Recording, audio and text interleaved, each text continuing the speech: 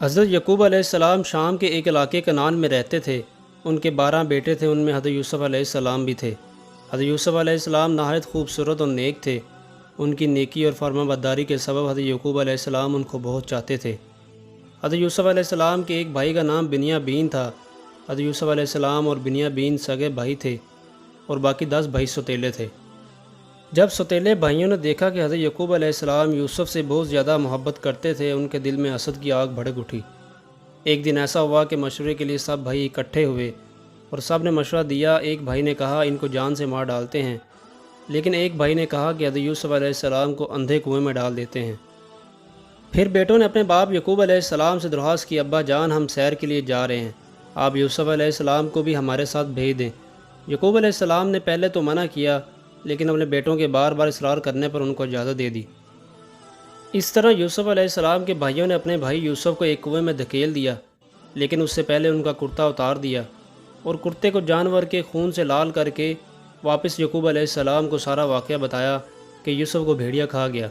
پھر یعقوب علیہ السلام نے کہا کہ مجھے یقین نہیں آتا، جو کچھ تم لوگ کہہ رہے ہو وہ جھوٹ ہے، لیکن اللہ سے مدد مانگتا ہوں کہ وہ مجھے صبر جمیل عطا کرے۔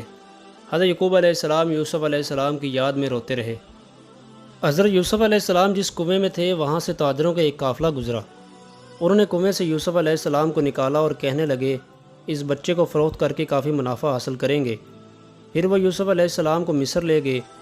کہتے ہیں مصر کے بادشاہ کا ایک وزیر تھا جسے عزیز مصر کہتے تھے۔ مصر میں اسے بادشاہ کے بعد پورے اختیارات حاصل تھے۔ عزیز مصر کی کوئی اولاد نہ تھی، اس لیے اس نے یوسف علیہ السلام کو خریدا اور ان کی پرورش کی، اور حضرت یوسف علیہ السلام عزیز مصر کے بعض کاموں میں ہاتھ بٹانے لگے۔ اللہ نے حسن اور خوبصورتی دے رکھی تھی، جو عورت بھی دیکھتی فریفتہ ہو جاتی، لیکن نیکی اور پرہیزگاری میں بھی ایک مثالی حیثیت رکھتے تھے۔ عزیز مصر کی بیوی کی بھی نیت خراب ہو گئی، حالانکہ اس نے بیٹے کی طرح پرورش کی تھی۔ عزیز مصر کی بیوی کا نام زلیخا تھا۔ زلیخا نے یوسف علیہ السلام کو ترغیب دی کہ اس کے قریب ہو جائے۔ زلیخا کیا چاہتی تھی، حضرت یوسف علیہ السلام بھانپ گئے اور پیچھے ہٹنا شروع کیا اور کہا کہ خدا کی پناہ مجھ سے ایسی حرکت نہیں ہو سکتی، یہ سراسر گناہ ہے۔ ایک دن زلیخا نے حضرت یوسف علیہ السلام کو کمرے میں بلا کر دروازہ بند کیا اور اپنی خواہش کا اظہار کیا، تو یوسف علیہ السلام نے کہا کہ میں اپنے رب کی پناہ میں ہوں۔ پھر وہ کمرے سے باہر نکلنے کے لیے دروازے کی طرف دوڑے تو زلیخا بھی انہیں پکڑنے کے لیے دوڑی، پیچھے سے کرتے کا دامن کھینچ لیا تو کرتا تار تار ہو گیا۔ اچانک سامنے سے عزیز مصر آ رہا تھا۔ اس نے جب دیکھا تو زلیخا نے جھوٹ بولنا شروع کیا۔ زلیخا نے کہا کہ یوسف علیہ السلام کی نیت اچھی نہیں ہے، وہ مجھ سے بدتمیزی کرنا چاہتا تھا، اس لیے میں دوڑی۔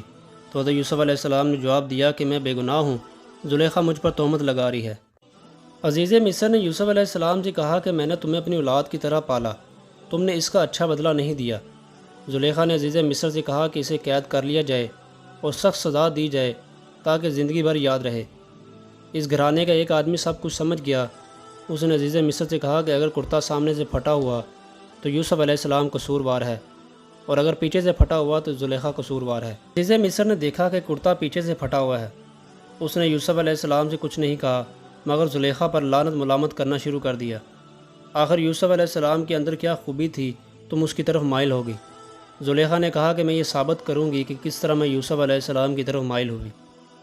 چنانچہ ایک روز عزیز مصر کی بیوی زلیخا نے تمام عورتوں کو کھانے پر بلایا اور سب کے سامنے کھانے کے لیے ایک پھل رکھ دیا اور ایک چاقو رکھ دیا۔ پھر یوسف علیہ السلام کو عورتوں کی مجلس میں بلایا۔ حضرت یوسف علیہ السلام جیسے ہی مجلس میں داخل ہوئے، تمام عورتیں دیکھ کر بے ہوش ہو گئیں۔ ایک نشہ سا طاری ہو گیا۔ چاقو سے پھل کاٹنے کے بجائے سب نے اپنی اپنی انگلیاں کاٹ لیں، انگلیوں سے خون بہنے لگا۔ پھر زلیخا نے کہا کہ کیا ہوا، تم سب ہوش میں نہ رہیں، پھل کاٹنے کی بجائے اپنی اپنی انگلیاں ہی کاٹ دیں۔ عورتوں نے کہا کہ ماشاءاللہ یہ تو بشر نہیں ہے، یہ تو فرشتہ ہے، فرشتہ، اسے دیکھ کر تو ہمارے ہوش اڑ گئے۔ زلیخا نے کہا کہ تم سب عورتیں مجھے بدنام کرنے پر تلی ہوئی تھیں، اب سب کا حال یہ ہے کہ پھل کاٹنے کی بجائے انگلیاں ہی کاٹ دیں۔ زلیخا نے عورتوں سے کہا کہ میں نے اسے اپنی طرف کھینچنے کی کوشش کی، لیکن وہ مجھ سے بچ نکلا، اگر اس نے میری بات نہ مانی تو میں اسے قید کروا دوں گی۔ اس پر یوسف علیہ السلام نے کہا اے رب مجھے قید پسند ہے مگر اس کے پاس جانا پسند نہیں ہے، اے رب مجھے تو ہی بچا سکتا ہے، اگر اس کے پاس جاؤں تو میں جاہلوں میں سے ہو جاؤں گا۔ ناظرین کرامی، اللہ نے یوسف علیہ السلام کو بچا لیا۔ زلیخا کی جب زیادہ بدنامی ہونے لگی تو یوسف علیہ السلام نے بھی قریب آنے سے انکار کر دیا، تو یوسف علیہ السلام کو قید میں ڈال دیا گیا، جہاں وہ اپنے رب کی عبادت کرتے اور لوگوں کو اللہ کے دین کی دعوت دیتے تھے۔